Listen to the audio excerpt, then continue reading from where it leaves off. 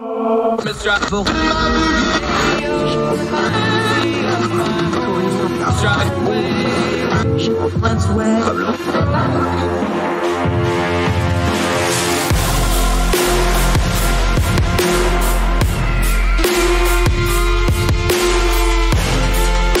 host, Andrew Donaldson.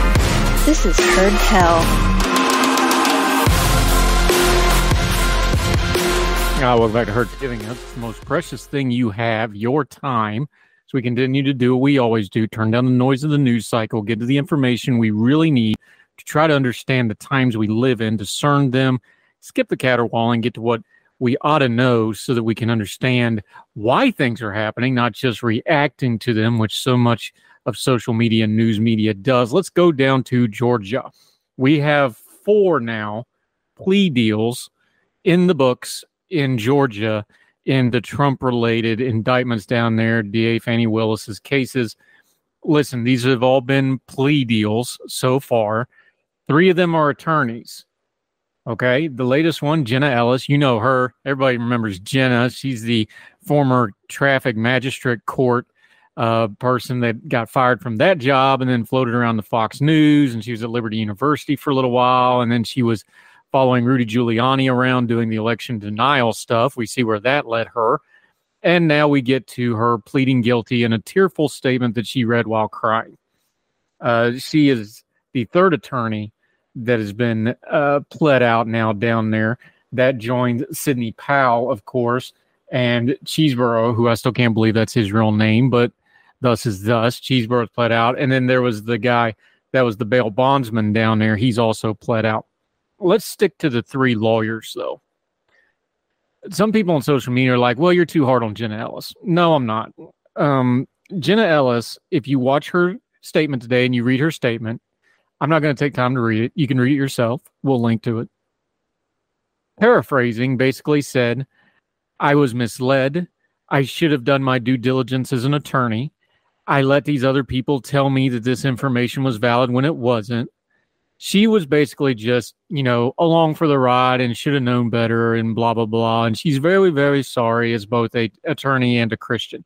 The attorney and a Christian is her wording, by the way. She likes to throw Bible verses all over her Twitter feed, even when she's doing things like fundraising for her legal defense fund. I don't know what her faith is. I don't care. I hope her faith is strong. Great. You know what would be great and what Jesus would really like you to do, Jenna? Jesus would think it'd be great if you didn't commit crimes. Jenna Ellis is 38 years old as she stood and pled and cried in court today. For her to say she didn't know better or didn't do her due diligence is nonsense. She has the same ability to Google things that I do. She has the same ability to read things that you do.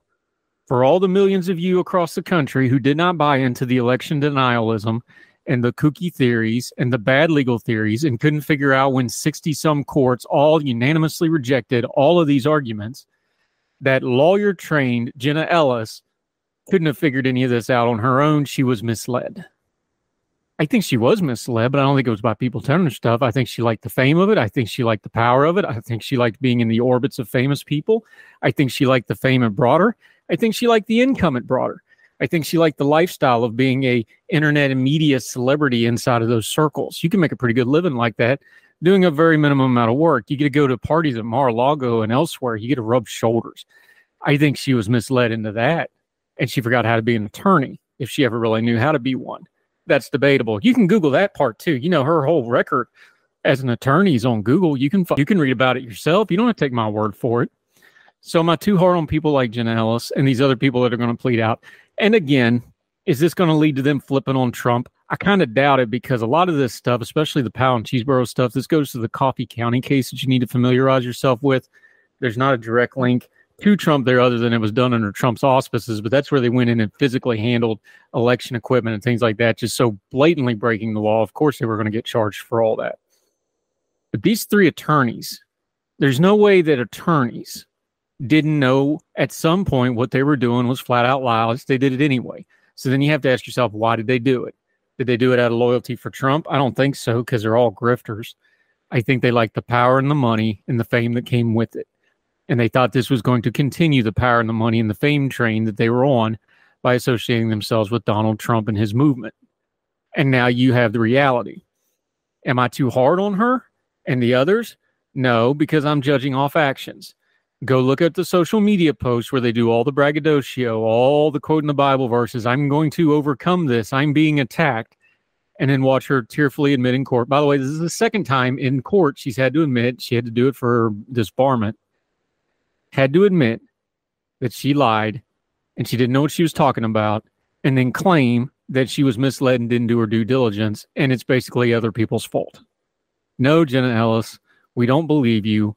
I don't believe you. I judge you by your actions. You tried to hang on to your fame and power by all means necessary, and you got caught. Now, you're not going to jail. You're going to do some community service. You're going to pay a fine. You're going to write an apology letter to Georgia. You're going to be a laughingstock to everybody but the diehard Trump faithful for the rest of your life. I hope you go and get your life together. But I doubt it, because I don't think you've learned a thing, and your actions prove it. And we'll see what else happens in the rest of these court cases. More Hertel right after this.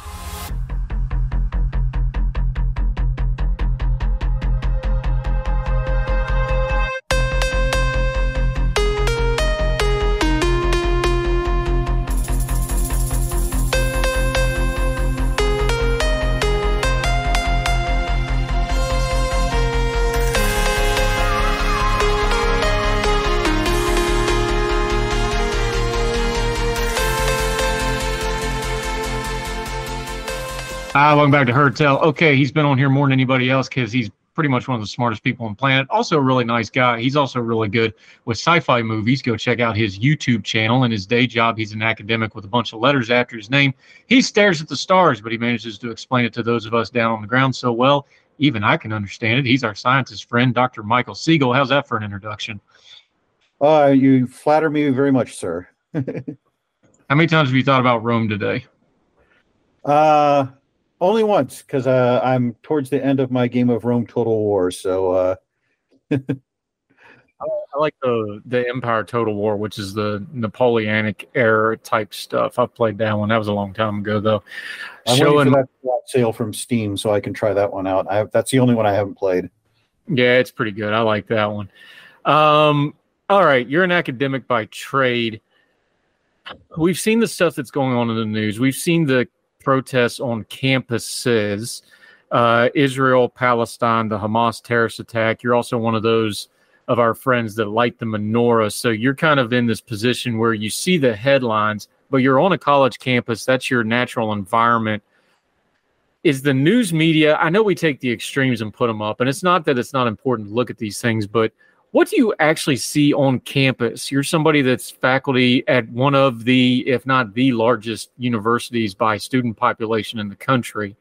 What are you seeing on campus when you have a big world event like this that runs really hot and then the on-campus stuff starts hitting the headlines?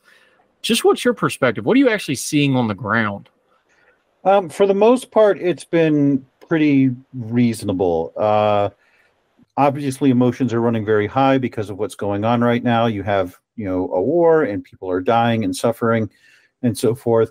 But on this campus in particular, I have not seen, violence or threats of violence or anything like that. And the anti-Semitism such as it is seems to be very muted. So I would say that a lot of people are emotional. A lot of people are sad. A lot of people are concerned, but I think so far it seems to be going in a reasonable direction of people expressing themselves and trying to have a dialogue and so forth, and not so much as much anger. But my experience on campus is very limited since I'm not teaching right now. So, other people may have a different perspective if they're on campus more often or associating with different student groups. I have a very diverse, just even amongst the faculty. You have a diverse group that you deal with on, people, we joke about college professors. I know my dad, who was a career academic, he always jokes like, hey, your 100 level teachers are the craziest people you ever meet because they can't function in society. That's why they teach 100 level college courses. We all joke about, the crazy college professors. And it is a class unto itself. It is its own little ecosystem a lot. But it's also just normal people trying to get by on stuff. It's a diverse thing to deal with.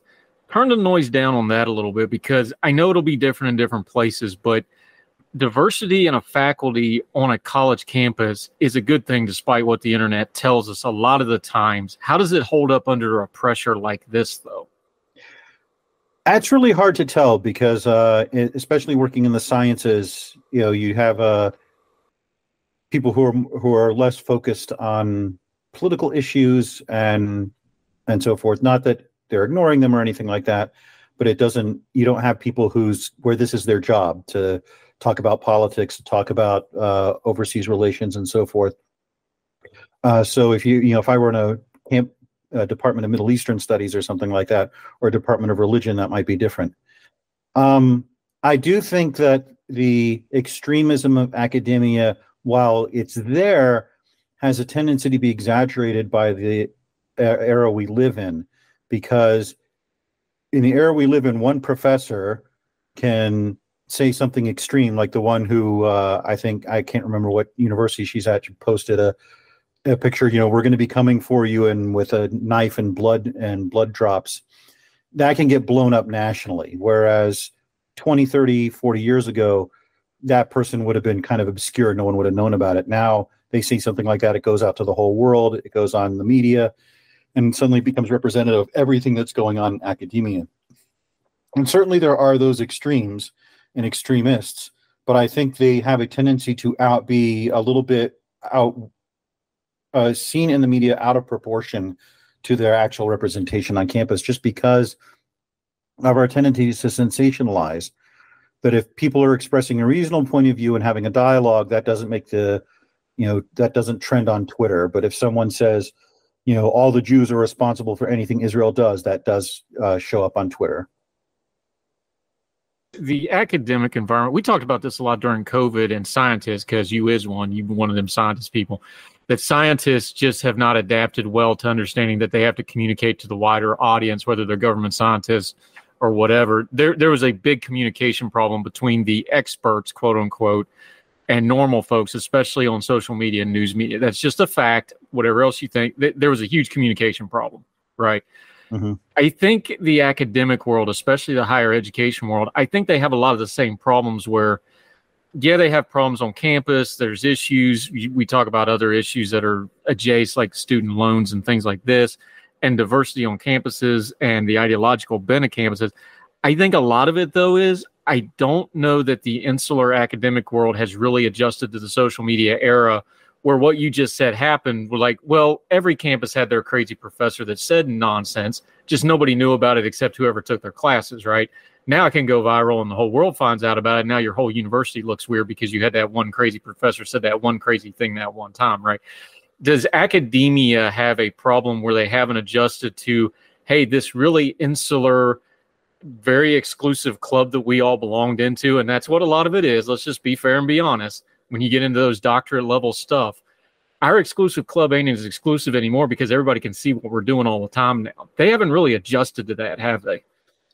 I think that's a fair criticism, but I also think that's true of society at large. That completely fair. That you have a tendency to the internet has become this place where people can go and find the most extreme, stupid person having a view they disagree with and say, this is who they really are. This is what they really think.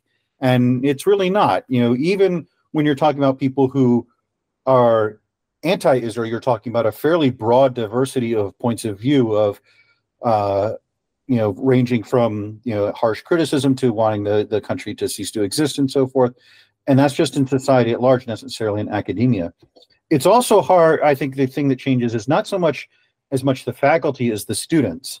We have this ongoing controversy with these Harvard students who signed this letter after the Hamas attacks, and they're losing law firm opportunities and so forth, and people are saying they should be blacklisted for the rest of their lives. I'm kind of uncomfortable with that because a lot of people think college should be a place that people can explore ideas and come in with extreme ideas and learn to moderate them and learn that, oh, the world isn't as simple as I'd like it to be, and my extreme view doesn't really represent reality. And I don't think speech should come without consequences, but I think the idea of lifelong consequences or long-term consequences for stupid things people say in college is a bit misleading. And I think back to when I was in college, and I had a lot of stupid views and uninformed views and some fairly extreme views that I've moderated over time. And I hesitate to think if some of those were available on the internet, or if I could get on national television just by, for having said something stupid freshman year when I didn't know, my head from my elbow. I sort of not comfortable with that. So I think it's less a matter of the isolation of academia and more that we have the society that tries to pick out the most extreme and pushes the most extreme things. If you go on Twitter and say something moderate and reasonable, you might get like 1,000 retweets. If you say something extreme, you'll get 50,000 of them. If you say something that's a lie, you might get 50,000 of them. So we have to. I think the burden is also on us, not just on us in academia to police what we say and express out to the world. But I think the burden is on us as a society to stop seeking out the most extreme views, to assume those views represent the majority of those who disagree with us, and to not grant people a bit of grace in that they might be emotional, they might be not thinking, they might be just 18 years old and not thinking fairly clearly, and cutting them a bit of slack in saying these things, and trying to more reason with people and argue with people and persuade them rather than shame them.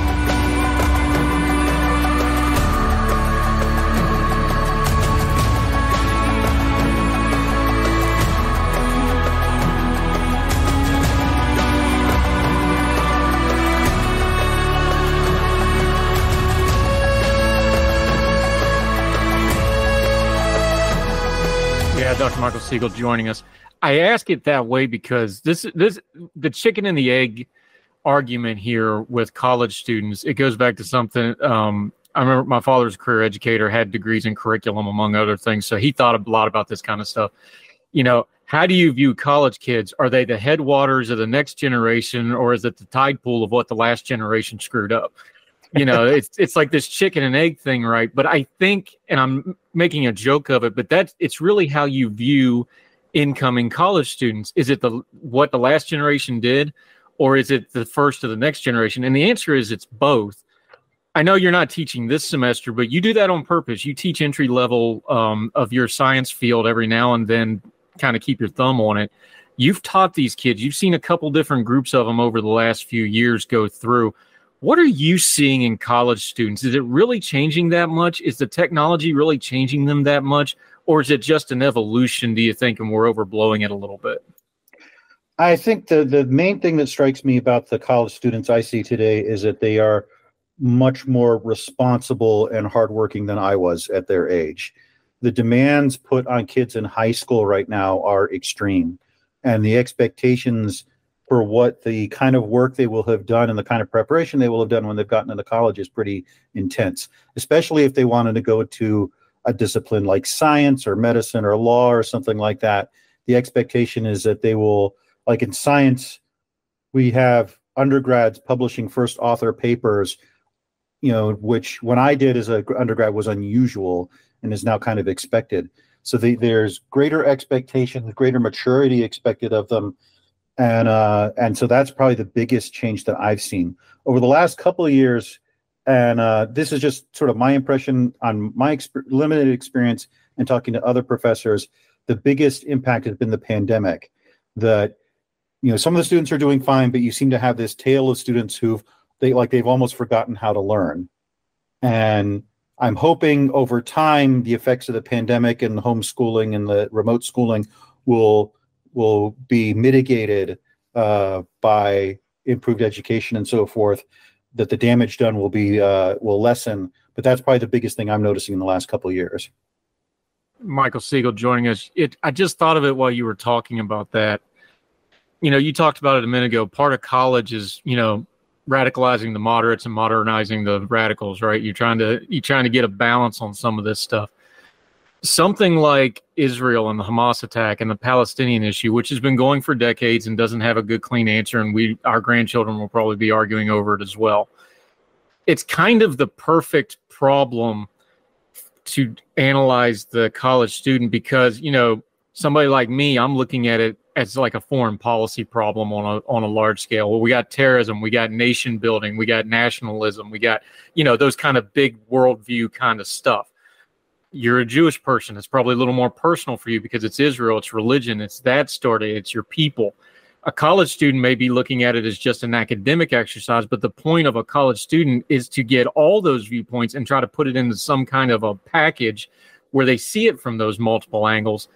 We don't really talk about education in that way of, hey, here's this breaking event, but there's like these 8 different tendrils to it because the professors have biases, the kids have biases, the school has an institutional bias. Why don't we talk about education in those ways? I mean, I know it's messy and it's easier to just, put out a curriculum and say, hey, you're going to learn this, but that's not what you really learn. You learn all that stuff and it's all these different streams going into this one little funnel. I think this is a great opportunity for people to demonstrate that the need for people to think outside of their ideological boxes. One of the things that was a problem in the early discussion of this Hamas situation was that a lot of people, including a lot of students, sort of went to these ideological priors that Palestinians are the oppressed, so anything they do is okay. Israelis are the oppressors, so anything that happens to them is okay. Or, the Israelis are colonizers. That's a big word in certain lefty circles. They're colonizers, decolonization. But that doesn't really apply here because a third of the Israelis are Jews that were booted out of other countries in the Middle East and had nowhere else to go. They didn't come there from Europe. So I think that this is a situation where people's immediate reaction is to go to their easy ideological priors of thinking in terms of oppressor and oppressed and colonization and this and that and the other thing. And no, it's actually more, we have an opportunity to say, no, it's actually more complicated than that. You need to engage this issue on a deeper level, to think about the history, to think about what has gone on here, what has happened over the last 20 years, especially where you go from this point, what the actual practical realities of the future are, what can be accomplished within this.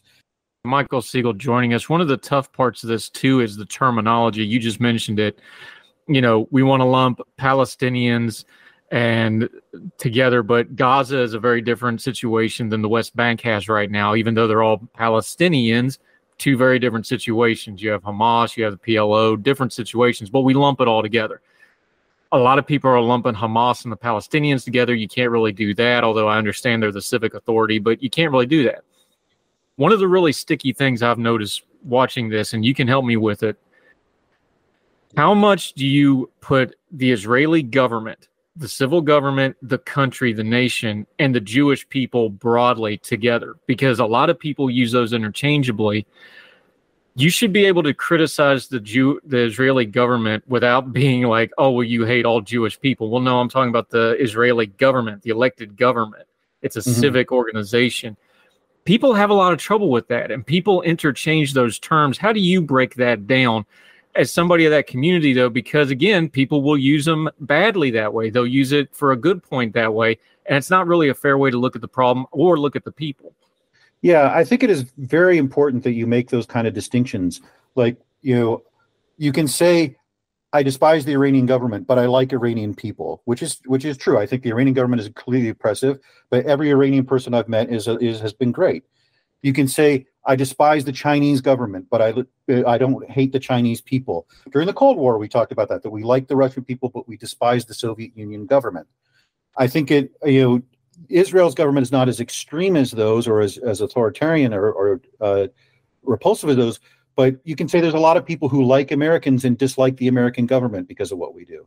I think it's very important that you separate out being able to criticize the Israeli government and disliking Israelis or Jews in general.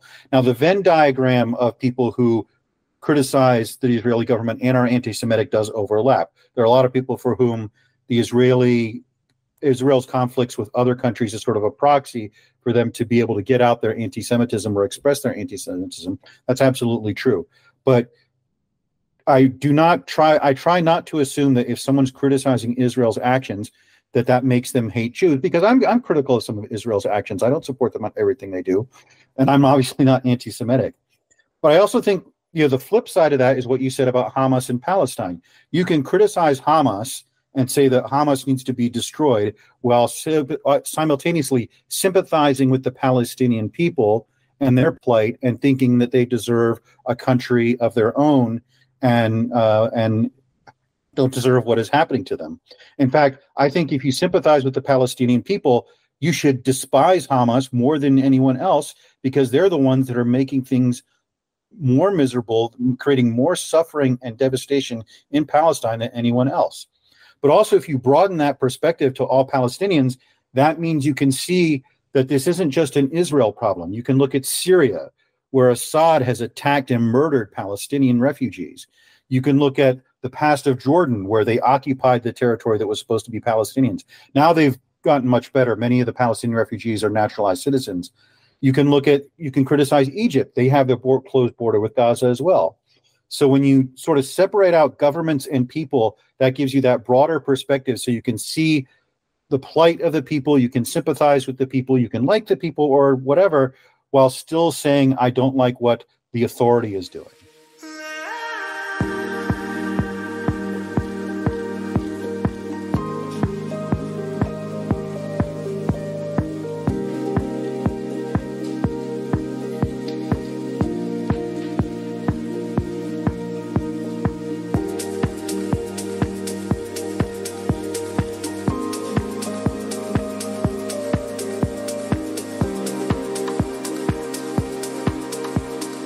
Yeah, Dr. Michael Siegel. Let me ask you this. How's it playing inside of the community? Like we covered things like the Tree of Life synagogue shooting, which was terrible. And of course, that's on American soil, so it hits a little closer to home. That sort of stuff. Every one of my Jewish friends that I've talked to, and I've talked to a few of our friends in Israel over things like WhatsApp and things like that, just checking in. Every single one of them say, this is just different. This just feels different. This is hitting different. I talked to a friend of mine in Germany who's not even Jewish, but he just said the German people who are very sensitive to this stuff, they're like, it's playing very differently here, this attack.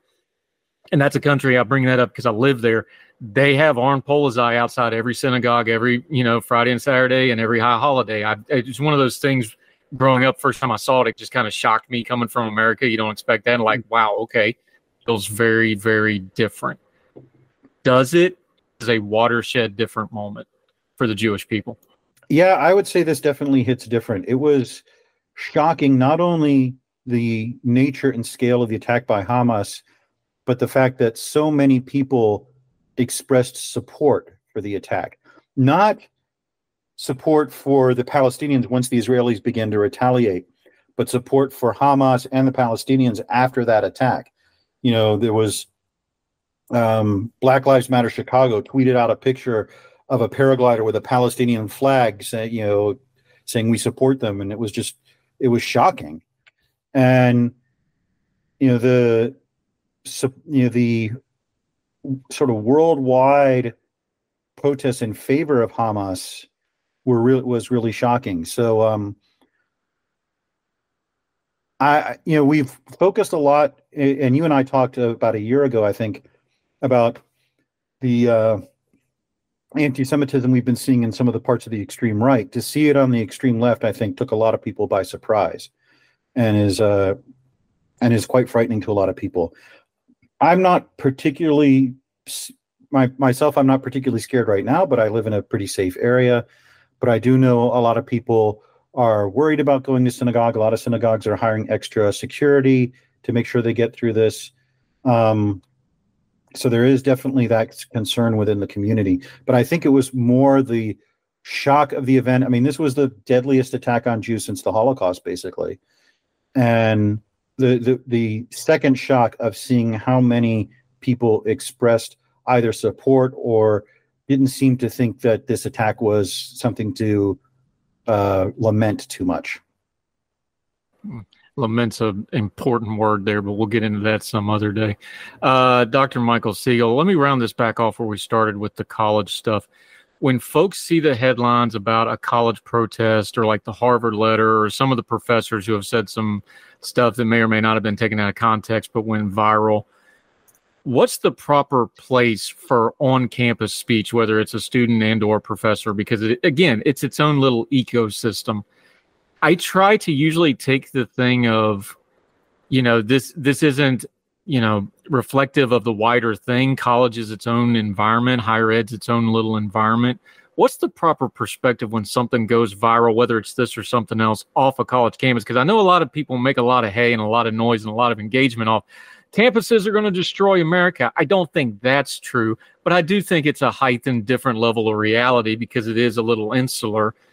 What's the proper perspective to put it in? Because I think we're overvaluing those viral videos a little bit too much right now. Yeah, I would agree with that, that we tend to, again, focus on the extremes. I mean, college should be a place for people to explore ideas, even really bad ideas. You don't want to romanticize bad ideas or unpopular ideas by saying you are not allowed to say this, you are not allowed to think this, you are not allowed to read this.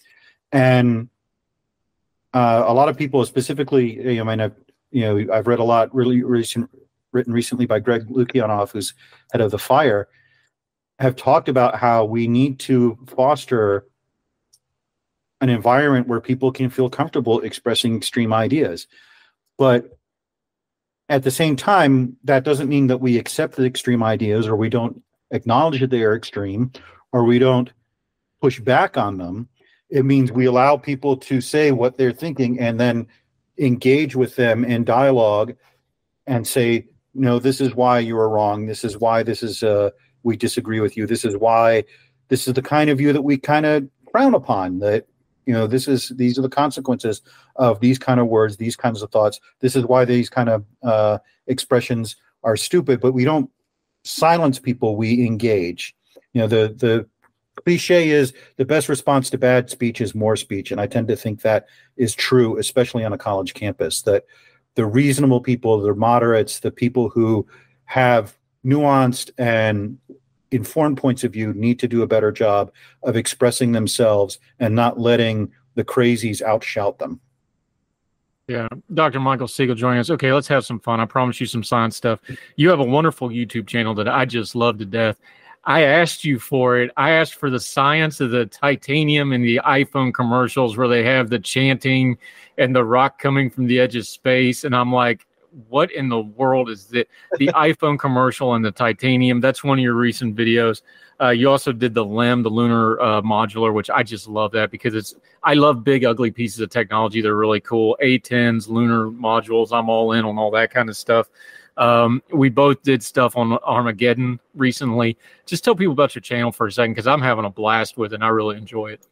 I sometimes talk about general science, but mostly I use movies and TV, and in this case, a commercial, to sort of respond to them, talk about the science that is being, not just to criticize, but also to talk about the science in general. So if a movie did something wrong, how could they have done it right? If a movie did it right, why did they do it right? Why do we enjoy that, and so forth? So with the titanium commercial, I said, well, titanium doesn't come to us from the edge of space. Now let's talk about where titanium does come from. And it comes from supernova explosions of dying stars.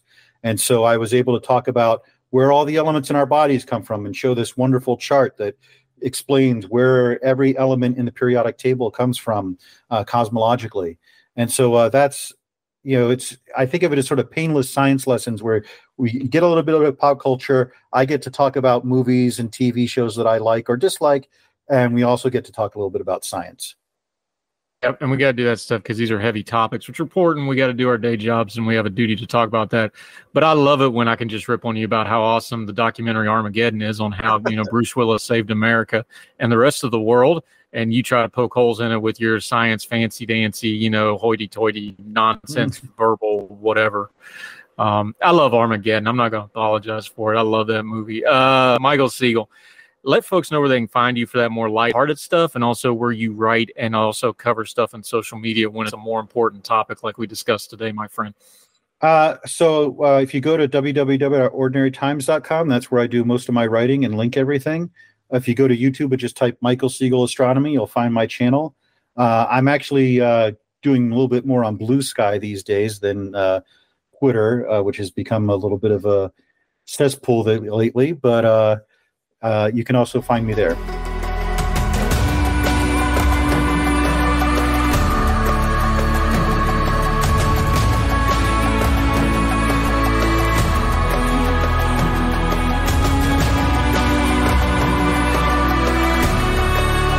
Religion is at the intersection of our 21st century life, even if we don't express a faith.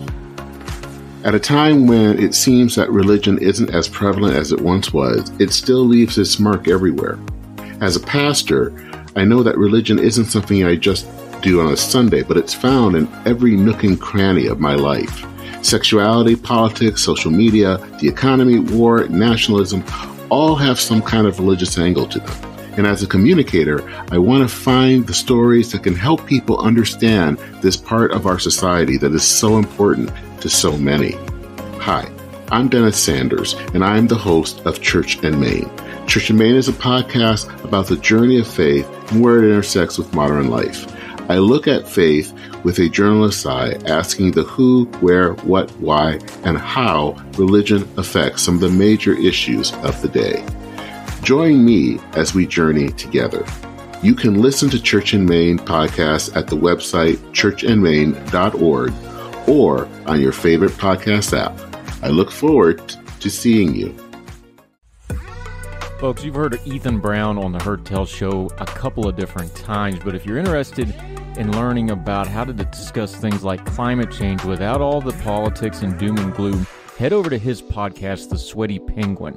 Sweaty Penguin is a late-night comedy-style climate podcast working to add nuance, critical thinking, humor, and hope to the climate conversation. They got over 100 episodes already, breaking down weekly news stories and specific topics, from the vanilla to the ADHD to the international accountability to orangutans. Yes, I know, it's a comedy thing, so just go with it. But each time, exploring different ways we can make progress on these issues while still helping the economy, health, security, and everything else we care about. Feel overwhelmed, exhausted, or excluded by today's climate change discourse? This is the podcast for you. Find The Sweaty Penguin wherever you get your podcasts or at www.thesweatypenguin.com.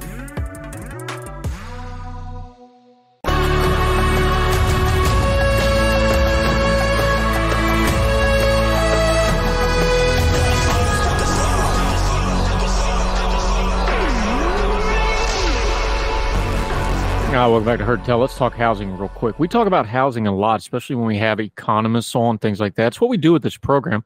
I don't know a lot about economics other than what I just read, so we get economic people to come on and explain it to me, usually like I'm 5, so that we can all understand it. And they do it so well that even I can understand all those big words they're using. But something I've learned over doing media and writing the last few years is housing is immensely important to the economy. When I do some local radio, when I first started doing stuff like this in Wilmington, I learned really fast because they did a segment every week where they had the local home builders association come in. And that's where you learn stuff like how vital home building and home prices are to a community. When you build a house, it's not just the contractor, the developer, whoever. It takes 26 separate trades to build a house, usually even more than that, but 26 separate trades. And those are usually not, just the same 4 or 5 guys who can do that. You got to bring in subcontractors. You got to bring in other people. You got to buy the materials. All those people that are working on the home is going to eat somewhere for their lunch. All of those folks have their own families to feed. Buying a house and building more houses and reselling houses is kind of a circadian rhythm underneath a lot of the rest of the economy. It can be an indicator of what's going on. That's why so many economists keep track of what's going on with the buying and selling of homes, and especially the building of homes, because that's a huge indicator of where people think the economy is going to go in the future, because those are investment properties. And when they stop building houses, people are worried about the future. When people are building a lot of houses, they're bullish on the future. You kind of see how these things work. Headline in NBC. Quoting the headline, "Saving money to buy a house? ? Good clickbait there. Your dollar goes half as far as it did at the end of 2020. New data shows." Now, what does this have to do with, things with housing? Well, a couple things have happened. Inflation has gone up. Remember, 2020 was when we got into the teeth of the COVID mess, and a lot of people had economic disruptions to their homes and lives and things like that. There's something else going on here, though. Now that the interest rates have come up, and we've talked about this on the program before, but I just want to reiterate it. Look, I'm a homeowner. The value of my home has gone up greatly over the last few years, immeasurably so. I can make a very good profit on selling my home right now. But I don't want to do that for a couple of reasons. One is I don't want to move anymore. I'm tired of moving. I want to do one more move and be done, which I said when I moved in this house. But anyway, I don't want to sell. And a lot of people that own homes have the same problem I have. I could make a great amount of money on selling my home. The problem is with interest rates going on, the next home I purchase will cost me a whole lot more money in interest rates over a long period of time. If you're doing like a 30-year interest rate and you have somewhere, folks like me who bought a home several years ago, and you've got a really good mortgage rate, right around that 3% mark, let's say, because that's where the real good lending got down to. Some people got sub 3, some people were a little over 3. That's a really good interest rate. I remember when I bought my first house back in the 2000s, I was at like 6 3/4, I think, something like that. And that was a banging interest rate when it was around 7 was the average. So these folks that have that right around 3% interest rate, you're more than doubling your interest rate costs over the cost of your home. That's tens of thousands or more dollars that it's going to cost you to buy a new home. That makes people not want to sell their homes. So a lot of people with the prime homes and the prime real estate aren't going to want to sell right now, because if they go to something else as their primary home, it's going to cost them a lot of money. Same thing with developers, not as bad, but they have to think about these concerns too.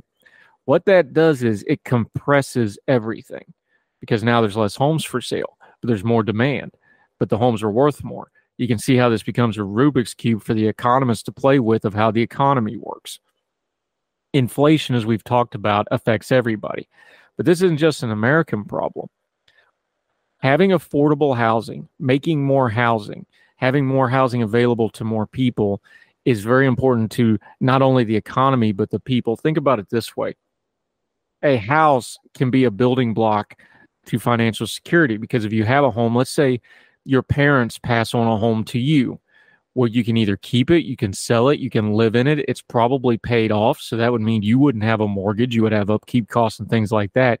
That could be a financial stability building block. That can be a form of generational wealth, passing a home down from generation to generation. That's a big part of the economy and personal finances for people, because it gives them a great deal of stability. So the reason it's such a big deal, especially for these first-time home buyers, that post-college cohort, 25 to 30 to 35, that age bracket, when you should be earning enough money to purchase a home or to rent, and you just can't because you can't find one or it's not affordable, it sets you back in that financial planning. So when you see headlines like this, there's layers to it. But one of the reasons we harp on affordable housing and housing policy and paying attention to the economics of housing is it tells you so much about not just where the economy is now, but where it's going. This rising generation having a hard time buying a home means it puts them behind on financial planning for other things.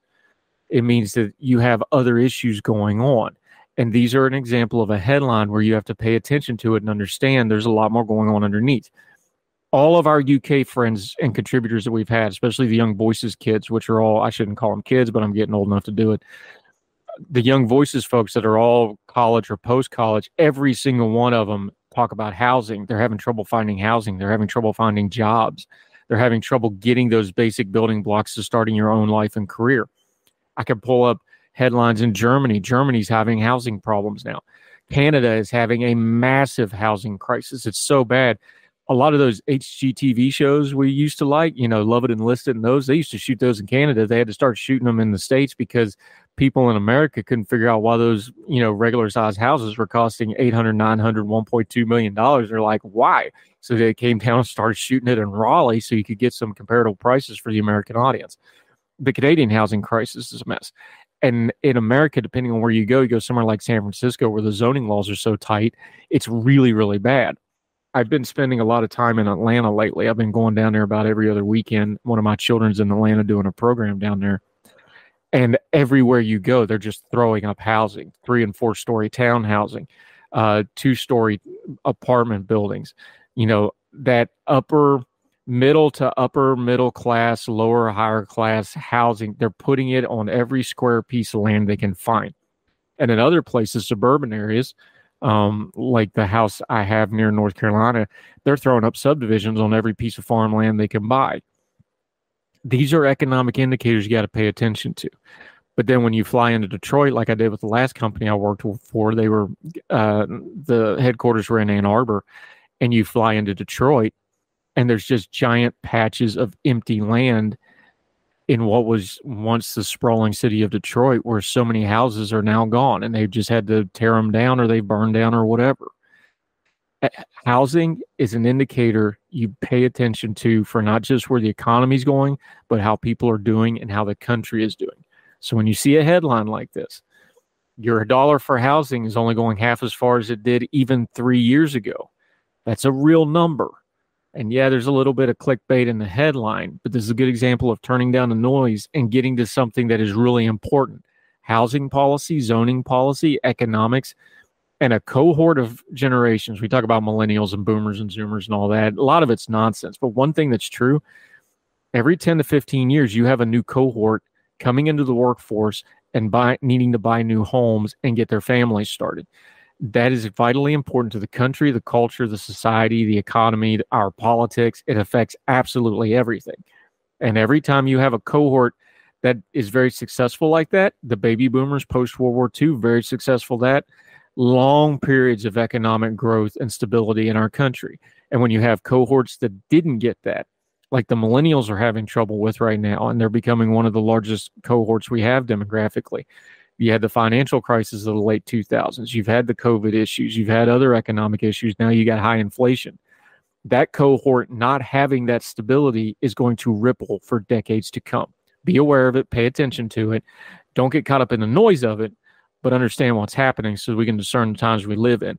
An uneven economy, you can point to a lot of things, basic things like people don't have houses, people don't have steady careers. You're going to have some bumps in the economy for a long, long time to come. More Hertel right after this.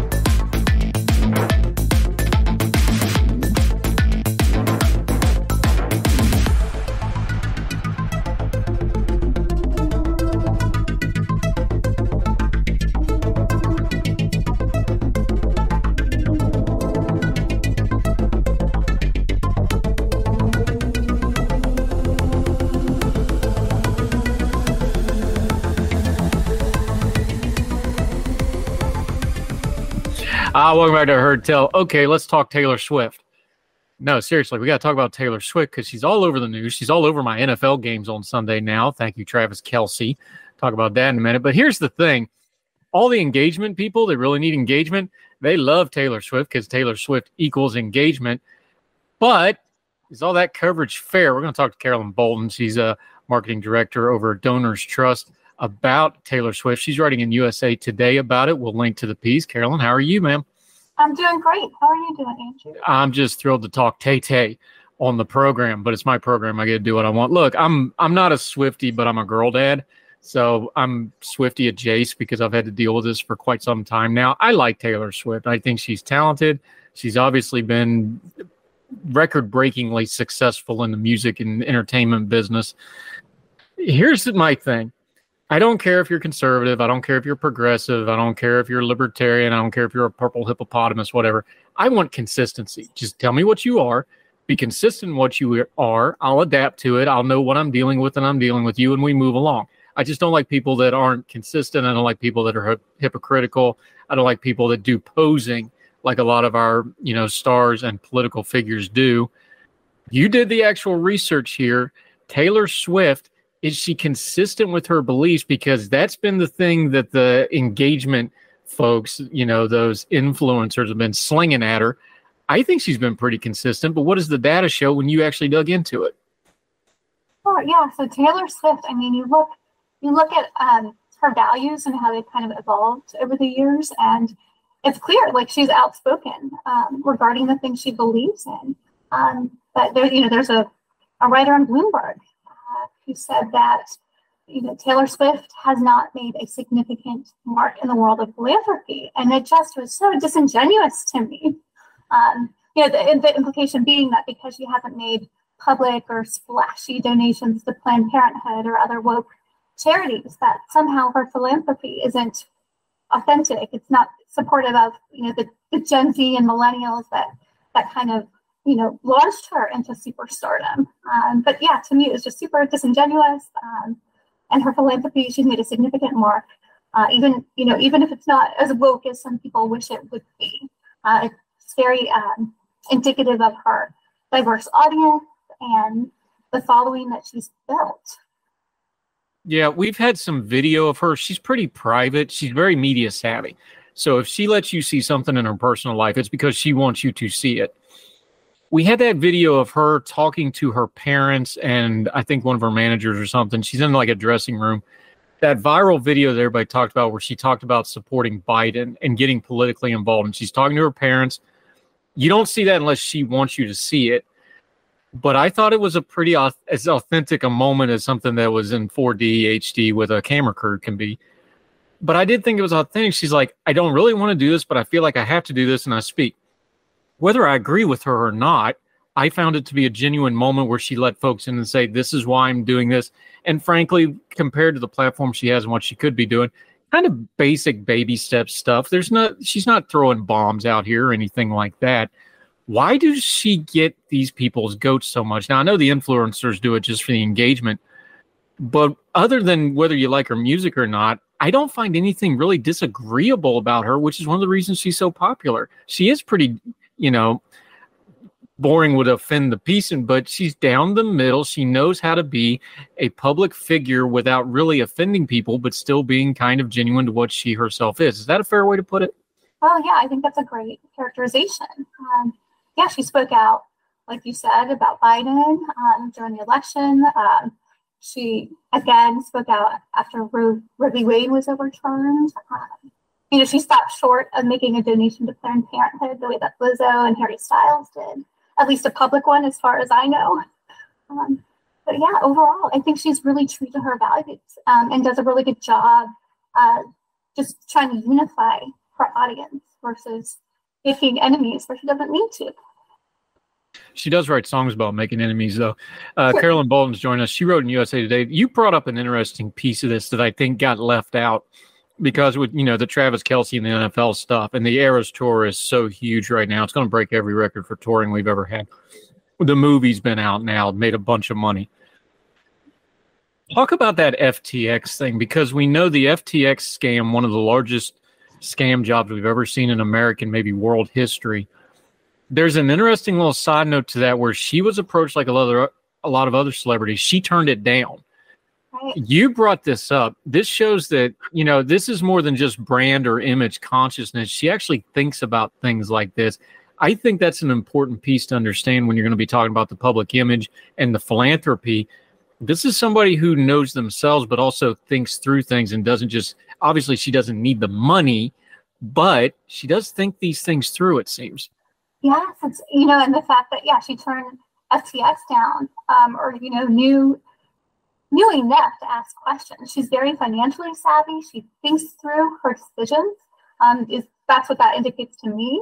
She's very thoughtful. She just doesn't make rash decisions. But yeah, FTX approached her. I think it was before her Eras tour about doing partnering, and she had knowledge enough to ask, are these secure securities?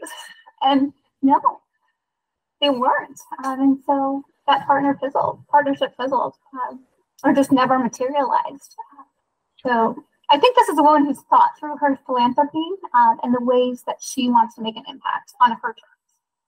What do you think her philanthropy, because we see the notes like, look, I used to work in the trucking industry. She gave all her truck drivers a massive bonus, and we're talking like 30 truck drivers for that Eras tour. Yep. Just little things like that. $100,000 per. Yeah, you see her doing stuff for her inner circle. You talk about some of her famous friends that she's done that this is just public stuff that we know of where she takes care of people. She's had kind of the same inner circle pretty much her entire career. Yeah. Like we mentioned, her family's still involved. She still talks things through with her parents. She keeps a tight circle. What does that tell us about her? Because as you were writing about and looking at her, somebody that has the same group of people around them all the time kind of becomes indicative of this is somebody that takes care of the people around them that's important to them too. Not just money-wise, but they want to help her. Exactly. Yes, I think you map out her philanthropy, and it's clear that she deeply cares about friendship. She cares about her family, and she cares about her fans. And that is clear in the places that she has donated to and the people that she's helped. You know, she's helped friends who are in a bind.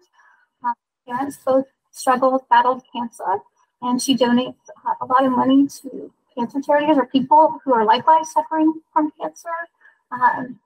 And then her Eras tour, donating to food banks along the Eras route, the tour route is just, you know, it's a very timely, relevant donation to people in the communities that are supporting her. And, you know, she's in kind, like lifting them up, which is a really remarkable thing. And I think it's clear that she's made a significant impact in the world of philanthropy, even if she's not making these splashy woke donations. Yeah, Carolyn Bolton joining us. Let's go to the other side of that. Why do you think the right has turned on her, the online right? I don't think her fans that are just conservative or right-leaning or political, I don't think they've really done anything. But we've just seen an avalanche in right-wing media, conservative media.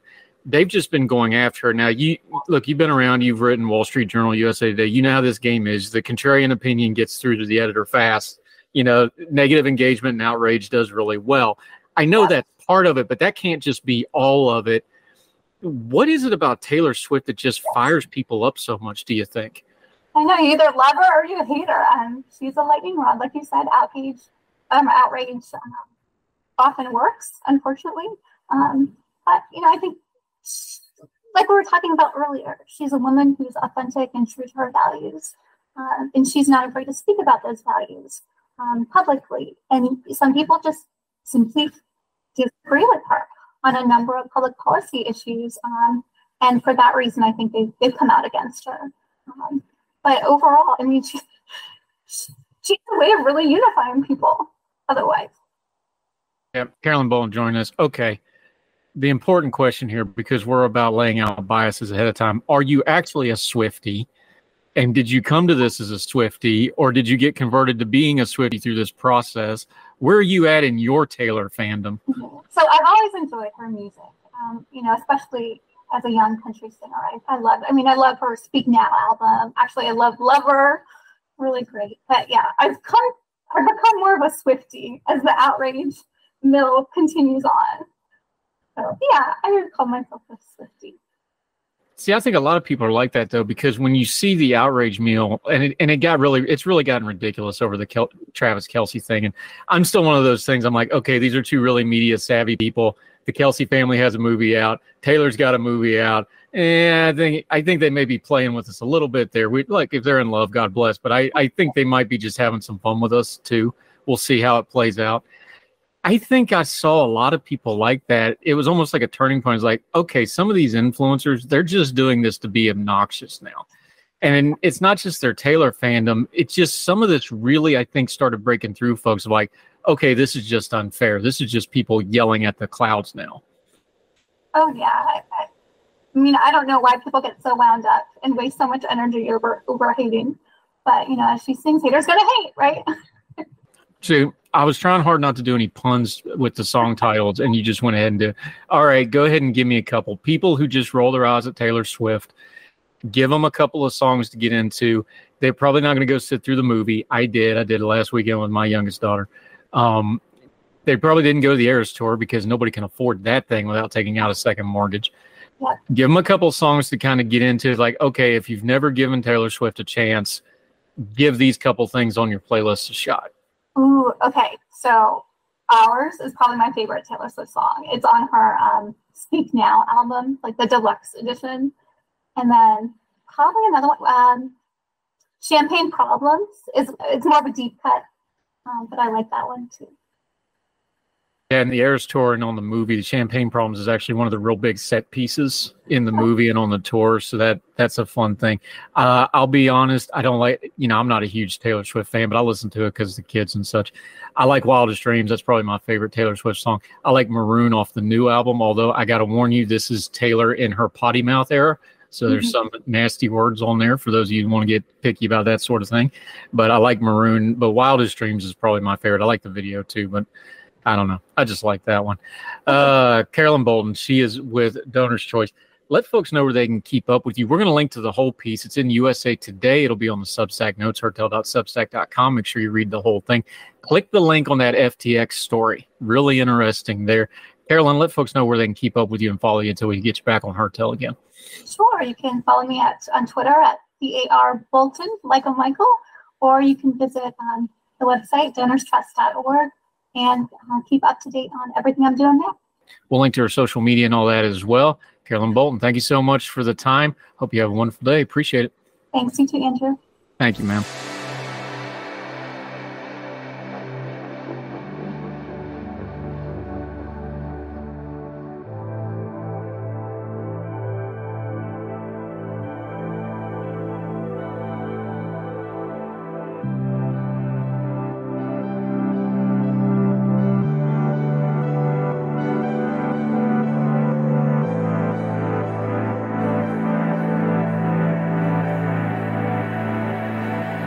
And that'll do it for this edition of Heard Tell.